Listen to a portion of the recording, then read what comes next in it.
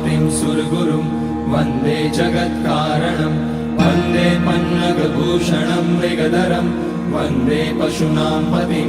वन्दे सूर्यशशाङ्कवलिनयनं वन्दे मुकुन्दप्रियं वन्दे भक्तजनाश्रयं च वरदं वन्दे शिवं शङ्करम् ॐ मृत्युञ्जयाय रुद्राय नीलकण्ठाय शम्भवे अमृतेशाय शर्वाय महादेवाय ते नमः। नमस्तेस्तु भगवन् विश्वेश्वराय महादेवाय त्र्यम्बकाय त्रिपुरान्तकाय त्रिकाग्निकालाय कालाग्निरुद्राय नीलकण्ठाय मृत्युञ्जयाय सर्वेश्वराय सदाशिवाय श्रीमान् महादेवाय नमः। ॐ नमः शम्भवाय च मयोभवाय च नमः शङ्कराय च मयस्कराय च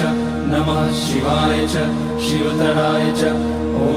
त्र्यम्बकं यजामहे सुगन्धिं पुष्टिवर्धनम् उर्वारुकमिव बन्धनान् मृत्योर्मुक्ष्यमामृतात् नागेन्द्रहाराय त्रिलोचनाय भस्माङ्गराय महेश्वराय नित्याय शुद्धाय दिगम्बराय तस्मै नकाराय नमः शिवाय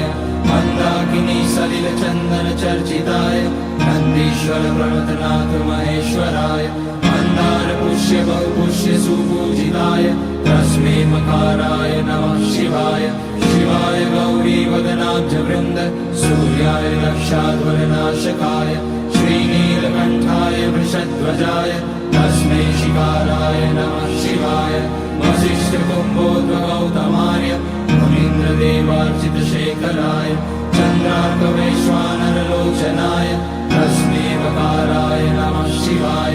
यज्ञस्वरूपाय जटाधराय पिनाकहस्ताय सनातनाय दिव्याय देवाय दिगम्बराय तस्मै यकाराय नमः शिवाय पञ्चाक्षरमिदं पुण्यं यः पठेत शिवसन्निधौ शिवलोकमवाप्नोति शिवेन सह मोदते।